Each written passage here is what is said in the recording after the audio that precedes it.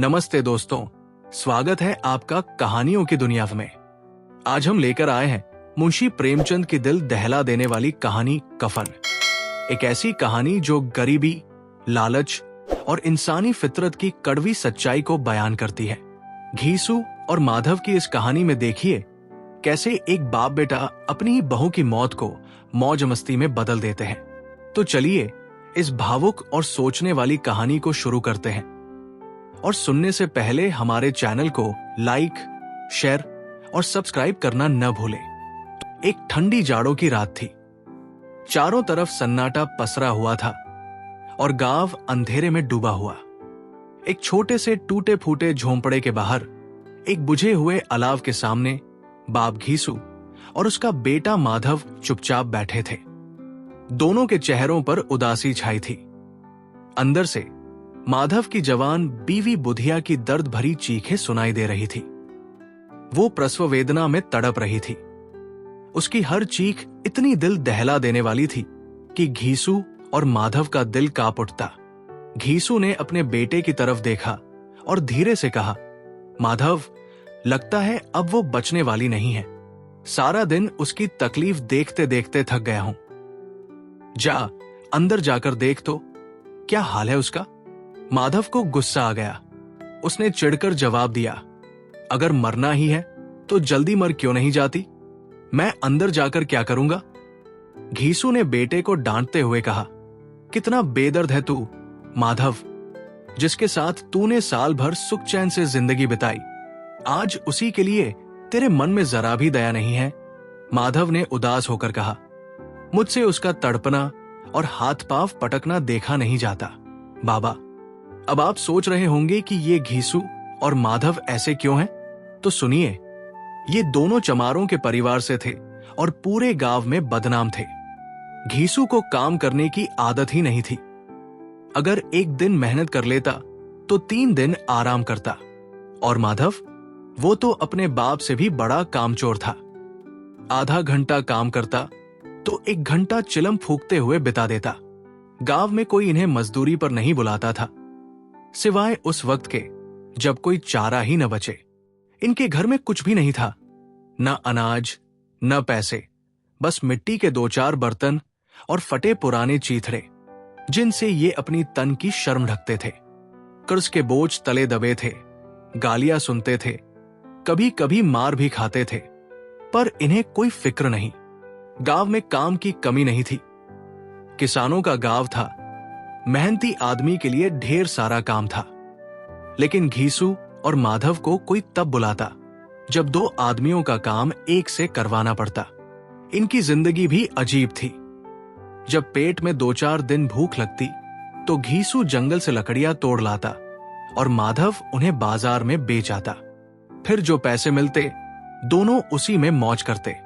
कभी किसी के खेत से मटर या आलू उखाड़ लाते, भून कर खा लेते, तो कभी रात को ऊख चूसते। घीसू ने 60 साल इसी तरह काट दिए थे और माधव भी अपने बाप की राह पर चल रहा था।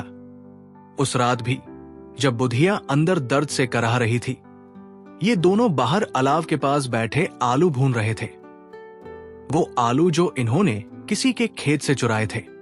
घीसू की बीवी तो कई साल पहले मर चुकी थी। माधव की शादी पिछले साल ही हुई थी। जब से बुधिया इस घर में आई, उसने इस बेकार खानदान में कुछ व्यवस्था लाने की कोशिश की थी। वो मेहनत करके इन दोनों का पेट भरती थी, लेकिन उसकी वजह से घीसू और माधव और भी आलसी हो गए थे। अब तो इनमें थोड़ी अकड़ भी आ गई थी। कोई काम के लिए बुलाता तो ये दोगुनी मजदूरी मांगते। लेकिन आज वही बुधिया प्रसव वेदना से तड़प रही थी और ये दोनों बाहर बैठे ये इंतजार कर रहे थे कि वह मर जाए ताकि ये चैन से सो सके। घीसू ने एक आलू छीलते हुए कहा, माधव, जाकर देख तो क्या हाल है उसका। शायद चुड़ैल का साया है। यहां तो ओझा भी 1 रुपया मांगता है। माधव को डर था कि अगर वो अंदर गया तो घीसू सारे आलू खा लेगा। उसने कहा, मुझे अंदर जाने में डर लगता है बाबा। घीसू ने जवाब दिया, डरने की क्या बात है, मैं तो यहां हुई। माधव को अंदर जाने में डर लग रहा था और उसने अपने बाप से कहा, तो तुम ही जाकर देखो ना। बाबा, घीसू ने गहरी सांस ली और बोला, जब मेरी औरत मरी थी बेटा, तो मैं 3 दिन तक उसके पास से हिला तक नहीं था। और फिर बुधिया मुझसे शर्माएगी कि नहीं, जिसका मैंने कभी मुंह तक नहीं देखा। आज उसका उघड़ा हुआ बदन देखूं, उसे तो अपने तन की सुध भी नहीं होगी। मुझे देख लेगी तो खुलकर हाथ पांव भी न पटक सकेगी। माधव ने चिंता भरे लहजे में कहा, मैं सोचता हूं बाबा, अगर कोई बाल बच्चा हो गया तो क्या होगा? घर में तो कुछ भी नहीं है, न सौंठ, न गुड़, न तेल, कुछ भी तो नहीं। घीसू ने बड़े इत्मीनान से जवाब दिया, सब कुछ आ जाएगा बेटा, भगवान अगर देना चाहेंगे तो सब हो जाएगा। जो लोग अभी हमें एक पैसा नहीं दे रहे, वही कल बुलाकर रुपए देंगे। मेरे 9 लड़के हुए, लेकिन घर में कभी कुछ नहीं था। फिर भी भगवान ने किसी न किसी तरह हमारा बेड़ा पार ही लगाया। अब आप सोच रहे होंगे कि घीसू इतना बेफिक्र क्यों है? दरअसल उस गांव में हालात कुछ ऐसे थे। जो लोग रात दिन मेहनत करते थे, उनकी हालत भी घीसू और माधव से ज्यादा अच्छी नहीं थी। और जो लोग किसानों की कमजोरियों का फायदा उठाना जानते थे, वे कहीं ज्यादा अमीर थे। ऐसे में घीसू जैसा सोचना कोई अचरज की बात नहीं थी। मैं तो कहूंगा, घीसू उन मेहनती किसानों से कहीं ज्यादा समझदार था। उसने मेहनत करने वालों की भीड़ में शामिल होने की बजाय उन लोगों की मंडली में जगह बना ली थी जो बातों से काम चला लेते थे। हाँ, मगर उसमें इतनी हिम्मत नहीं थी कि वो उन लोगों के नियम कायदों को ढंग से निभा सके। इसीलिए जहां उसकी मंडली के लोग गांव के सरगना और मुखिया बन गए थे, वही घीसू पर सारा गांव उंगली उठाता था। फिर भी उसे एक सुकून तो था कि भले ही वो फटेहाल है, लेकिन उसे किसानों की तरह जीतोड़ मेहनत तो नहीं करनी पड़ती और उसकी सादगी का कोई गलत फायदा तो नहीं उठाता। खैर, दोनों बाप बेटे अलाव के पास बैठे बैठे आलू निकालकर खाने लगे। ये आलू उन्होंने किसी के खेत से चुराए थे। कल से दोनों ने कुछ नहीं खाया था, तो भूख इतनी थी कि आलूओं को ठंडा होने का इंतजार भी नहीं कर सके। जल्दी जल्दी खाने में कई बार उनकी जुबान जल गई। छिलने के बाद आलू का गर्म हिस्सा उनके मुंह, हलक और तालू को जला देता था। लेकिन उस अंगारे को मुंह में रखने से बेहतर था कि वो पेट में चला जाए। वहां उसे ठंडा करने के लिए जगह तो थी। दोनों जल्दी जल्दी निगलते गए और इस कोशिश में उनकी आंखों से आंसू तक निकल आए। तभी घीसू को एक पुरानी बात याद आ गई। उसने माधव से कहा, मुझे आज भी वो ठाकुर की बारात याद है जिसमें मैं 20 साल पहले गया था। क्या भोज था वह! उस दिन के बाद मुझे फिर कभी ऐसा खाना नसीब नहीं हुआ। लड़की वालों ने सबको भरपेट पूरियां खिलाई थी, छोटे बड़े सबको। असली घी की पूरियां थी, साथ में चटनी, रायता, 3 तरह के साग, रसेदार सब्जी, दही और मिठाई। क्या बताओ माधव, उस भोज का स्वाद आज भी मेरे मुंह में बाकी है। कोई रोक टोक नहीं थी, जो चाहो मांगो, जितना चाहो खाओ। लोगों ने इतना खाया कि किसी से पानी तक न पिया गया। फिर भी परोसने वाले गर्म गर्म सुवासित कचौरियां पत्तल में डालते गए। हम मना करते, पत्तल पर हाथ रख लेते, लेकिन वे रुकते ही नहीं थे। और जब सबने खाना खा लिया तो पान इलायची भी दी, मगर मुझे तो पान लेने की सुध कहा थी। मैं तो इतना खा चुका था कि खड़ा भी नहीं हो पा रहा था। चटपट जाकर अपने कंबल पर लेट गया। ऐसा दिलदरियाव था वो ठाकुर। माधव ने उन स्वादिष्ट पकवानों का मन ही मन मजा लेते हुए कहा, अब हमें कोई ऐसा भोज नहीं खिलाता बाबा। घीसू ने जवाब दिया, अब कोई क्या खिलाएगा? वो जमाना दूसरा था। अब तो सबको किफायत सूझती है। शादी ब्याह में खर्च मत करो, क्रियाकर्म में खर्च मत करो। मैं कहता हूं, गरीबों का माल बटोर टोर कर कहां रखोगे? बटोरने में तो कोई कमी नहीं करते, लेकिन खर्च करने में किफायत सूझती है। माधव ने पूछा, आपने उस भोज में कितनी पुरियां खाई होंगी? घीसू ने गर्व से कहा, 20 से ज्यादा खाई थी। माधव ने हंसते हुए कहा, मैं तो 50 खा जाता। घीसू ने जवाब दिया, 50 से कम मैंने भी नहीं खाई होंगी। अच्छा पका था। तू तो मेरा आधा भी नहीं है। आलू खाकर दोनों ने पानी पिया और वही अलाव के सामने अपनी धोतियां ओढ़कर पाव पेट में डाले सो गए। दोनों ऐसे लेटे थे जैसे दो बड़े बड़े अजगर गेंडुलिया मारे पड़े हों, और अंदर बुधिया अभी तक दर्द से कराह रही थी। अब दोस्तों, ये कहानी अभी और गहरी होने वाली है, तो वीडियो को अंत तक देखें। और अगर आपको हमारी कहानी पसंद आ रही है तो लाइक करें, अपने दोस्तों के साथ शेयर करें और कहानियों की दुनिया को सब्सक्राइब करना न भूलें। चलिए अब देखते हैं आगे क्या होता है। सुबह जब माधव ने कोठरी में जाकर देखा तो उसकी बीवी बुधिया ठंडी हो चुकी थी। उसके मुंह पर मक्खियां भिनक रही थी, उसकी आंखें पथराई हुई थी और सारी देह धूल से लथपथ थी। उसके पेट में बच्चा मर गया था। माधव भागकर घीसू के पास आया। फिर दोनों जोर जोर से हाय हाय करने लगे और छाती पीटने लगे। पड़ोस वालों ने उनका रोना धोना सुना तो दौड़े हुए आए और पुरानी रीत के मुताबिक इन अभागों को समझाने लगे। मगर ज्यादा रोने पीटने का वक्त नहीं था। अब कफन और लकड़ी की फिक्र करनी थी। घर में तो पैसा बिल्कुल नहीं था। जैसे चील के घोंसले में मांस नहीं होता। बाप बेटे रोते हुए गांव के जमींदार के पास गए। जमींदार इन दोनों की सूरत से नफरत करते थे। कई बार इन्हें अपने हाथों से पीट चुके थे, कभी चोरी करने के लिए तो कभी वादा करके काम पर न आने के लिए।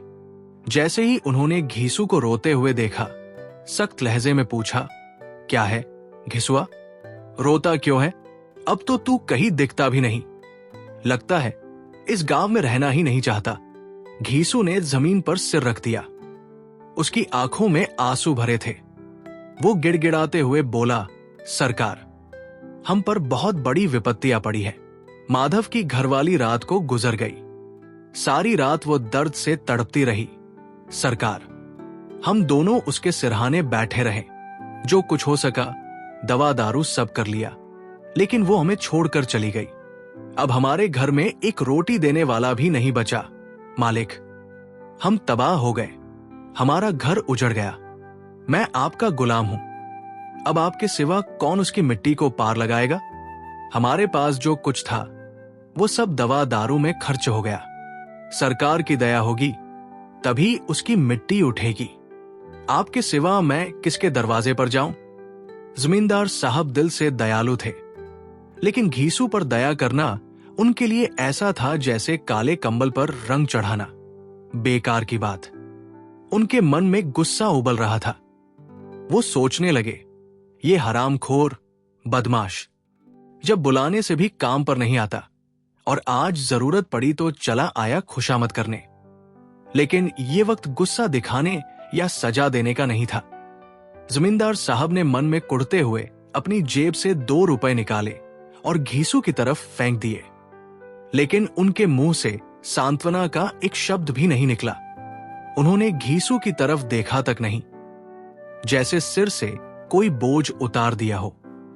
जब जमींदार साहब ने 2 रुपए दे दिए तो गांव के बनिए और महाजन भला इनकार कैसे कर सकते थे? घीसू को तो जमींदार के नाम का ढिंढोरा पीटने की आदत थी। उसने गांव में सबको बता दिया कि जमींदार साहब ने मदद की है।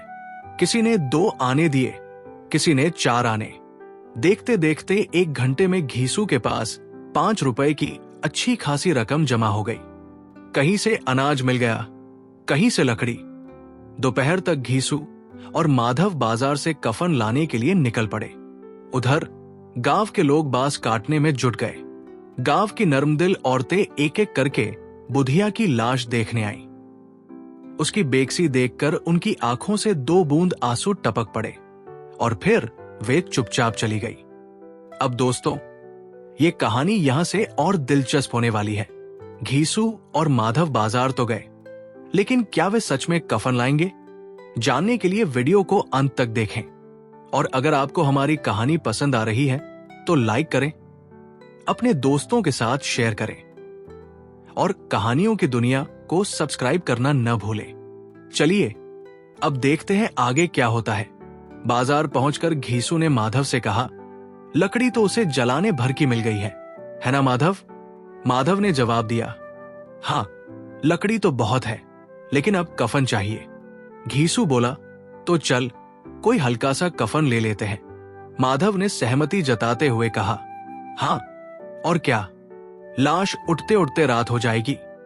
रात को कफन कौन देखता है? घीसू ने एक गहरी सांस ली और बोला, कैसा बुरा रिवाज है माधव, जिसे जीते जी तन ढकने को चीथड़ा भी न मिला, उसे मरने पर नया कफन चाहिए। माधव ने कहा, सच में कफन तो लाश के साथ जल ही जाता है। घीसू ने जवाब दिया, और क्या रखा रहता है? अगर यही 5 रुपए पहले मिल गए होते तो कुछ दवा दारू कर लेते। दोनों एक दूसरे की आंखों में देखकर मन की बात समझ गए। वे बाजार में इधर उधर घूमते रहे, कभी इस दुकान पर गए, कभी उस दुकान पर। तरह तरह के कपड़े देखे, रेशमी, सूती, सब कुछ, लेकिन उन्हें कुछ पसंद ही नहीं आया। यहां तक कि शाम हो गई। फिर न जाने किस दैवी प्रेरणा से दोनों एक मधुशाला के सामने जा पहुंचे, और जैसे पहले से तय था, दोनों अंदर चले गए। वहां कुछ देर तक दोनों असमंजस में खड़े रहे। फिर घीसू ने गद्दी के सामने जाकर कहा, साहू जी, एक बोतल हमें भी देना। थोड़ी देर बाद कुछ चिखौना आया, तली हुई मछली आई, और दोनों बरामदे में बैठकर शांतिपूर्वक पीने लगे। कई कुज्जियां ताबड़तोड़ पीने के बाद दोनों नशे में डूब गए। घीसू ने नशे में बोला, कफन लगाने से क्या मिलता माधव? आखिर वो जल ही तो जाता है, कुछ तो बहू के साथ नहीं जाता। माधव ने आसमान की तरफ देखा, जैसे देवताओं को अपनी बात का साक्षी बना रहा हो। वो बोला, ये तो दुनिया का दस्तूर है बाबा, नहीं तो लोग ब्राह्मणों को हजारों रुपए क्यों दे देते हैं? कौन देखता है कि परलोक में कुछ मिलता है या नहीं? घीसू ने कहा, बड़े आदमियों के पास धन है, वे फूंक सकते हैं, हमारे पास फूंकने को क्या है? माधव ने चिंता भरे लहजे में पूछा, लेकिन लोगों को जवाब क्या देंगे? लोग पूछेंगे कि कफन कहाँ है? घीसू हंसते हुए बोला, अरे, कह देंगे कि रुपए कमर से खिसक गए, बहुत ढूंढा लेकिन मिले नहीं। लोग भले ही विश्वास न करें, लेकिन फिर वही रुपए देंगे। माधव भी इस अनपेक्षित सौभाग्य पर हंस पड़ा। उसने कहा, बड़ी अच्छी थी बेचारी, मरी तो खूब खिला पिलाकर, आधी बोतल से ज्यादा खत्म हो चुकी थी। घीसू ने 2 सिर पूरियां मंगाई, साथ में चटनी, अचार और कलेजिया। शराब खाने के सामने ही एक दुकान थी। माधव लपक कर 2 पत्तलों में सारा सामान ले आया। पूरा 1.5 रुपया खर्च हो गया। अब उनके पास बस थोड़े से पैसे बचे थे। दोनों उस वक्त इस शान में बैठे पूरियां खा रहे थे, जैसे जंगल में कोई शेर अपना शिकार उड़ा रहा हो। उन्हें न जवाबदेही का डर था, न बदनामी की फिक्र। इन भावनाओं को तो उन्होंने बहुत पहले जीत लिया था। घीसू ने दार्शनिक अंदाज में कहा, माधव, हमारी आत्मा तो प्रसन्न हो रही है, क्या उसे पुण्य नहीं मिलेगा? माधव ने श्रद्धा से सिर झुकाकर कहा, जरूर मिलेगा बाबा, भगवान तो अंतर्यामी है, उसे बैकुंठ ले जाना। हम दोनों दिल से आशीर्वाद दे रहे हैं। आज जो भोजन मिला वो हमें उम्र भर नहीं मिला था। थोड़ी देर बाद माधव के मन में एक सवाल उठा। उसने कहा, क्यों बाबा, हम लोग भी तो एक न एक दिन वहां जाएंगे ना? घीसू ने इस भोले सवाल का कोई जवाब नहीं दिया। वो परलोक की बातें सोचकर अपने इस आनंद में खलल नहीं डालना चाहता था। माधव ने फिर पूछा, अगर वहां वो हमसे पूछे कि तुमने मुझे कफन क्यों नहीं दिया तो क्या कहेंगे? घीसू ने गुस्से में कहा, कहेंगे तेरा सिर। माधव ने जिद पकड़ ली, वो तो पूछेगी जरूर। मधुशाला में घीसू और माधव नशे में डूबे हुए थे। माधव ने आसमान की तरफ देखा और बोला, दादा, तू कैसे जानता है कि उसे कफन न मिलेगा? तू मुझे ऐसा गधा समझता है? मैंने 60 साल क्या दुनिया में घास खोदते हुए बिता दिए। उसको कफन मिलेगा और बहुत अच्छा मिलेगा। माधव को यकीन नहीं हुआ। उसने कहा, कौन देगा दादा? सारे रुपए तो तुमने चट कर दिए। वो तो मुझसे पूछेगी। उसकी मांग में तो सेंदूर मैंने डाला था। घीसू ने फिर पूछा, कौन देगा? बताते क्यों नहीं?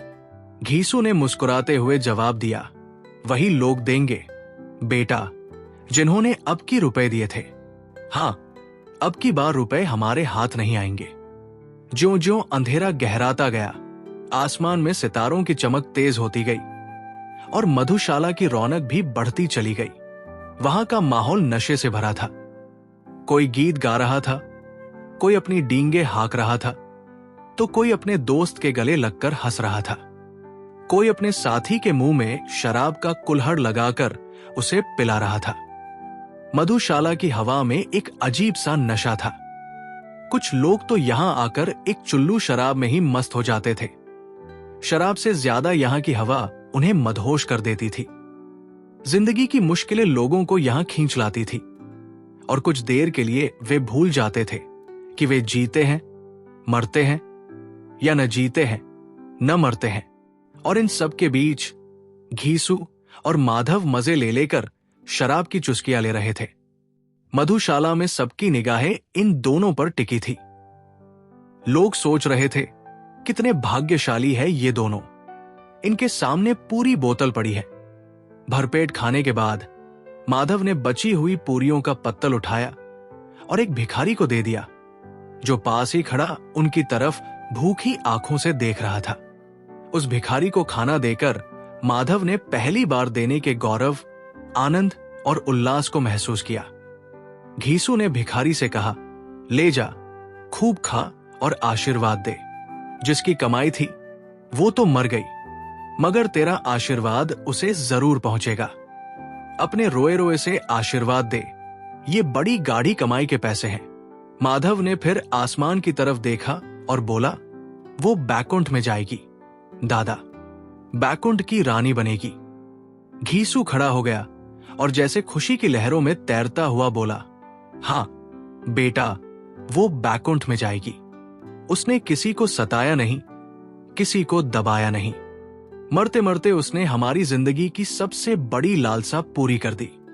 वो ना बैकुंठ जाएगी तो क्या ये मोटे मोटे लोग जाएंगे जो गरीबों को दोनों हाथों से लूटते हैं और अपने पाप धोने के लिए गंगा में नहाते हैं और मंदिरों में जल चढ़ाते हैं। लेकिन ये श्रद्धा का रंग ज्यादा देर न टिका। नशे की खासियत ही है कि वो स्थिर नहीं रहता। अचानक घीसू और माधव के मन में दुख और निराशा का दौरा पड़ा। माधव ने कहा, मगर दादा, बेचारी ने जिंदगी में बहुत दुख भोगा, कितना दुख झेल कर मरी। ये कहते कहते वो अपनी आंखों पर हाथ रखकर रोने लगा, चीखें मार मार कर रोने लगा। घीसू ने उसे समझाया, क्यों रोता है बेटा, खुश हो कि वो माया जाल से मुक्त हो गई, इस जंजाल से छूट गई। वो बड़ी भाग्यवान थी जो इतनी जल्दी मायामों के बंधन तोड़कर चली गई। और फिर दोनों खड़े हो गए, नशे में डूबे हुए। उन्होंने गाना शुरू कर दिया, ठगिनी क्यों नैना झमकावे, ठगिनी। मधुशाला में सबकी आंखें इन दोनों की ओर लगी थी। दोनों अपने दिल में मस्त होकर गाते रहे। फिर गाने के बाद दोनों नाचने लगे, उछले, कूदे, गिरे, मटके, तरह तरह के भाव बनाए, अभिनय किए और आखिर में नशे में मदमस्त होकर वही गिर पड़े। तो दोस्तों, कफन की ये कहानी हमें दिखाती है कि गरीबी और लालच इंसान को कितना नीचे गिरा सकते हैं। घीसू और माधव की इस कहानी ने हमें सोचने पर मजबूर कर दिया कि इंसानियत का असली मतलब क्या है, क्या सही है और क्या गलत। प्रेमचंद की ये कहानी हर बार हमें एक नया सबक सिखाती है। आपको ये कहानी कैसी लगी? कमेंट में जरूर बताएं। अगर आपके दिल को छू गई तो लाइक करें, अपने दोस्तों के साथ शेयर करें और कहानियों की दुनिया को सब्सक्राइब करना न भूलें, ताकि आप हर नई हिंदी कहानी का मजा ले सकें। फिर मिलते हैं एक नई कहानी के साथ। नमस्ते।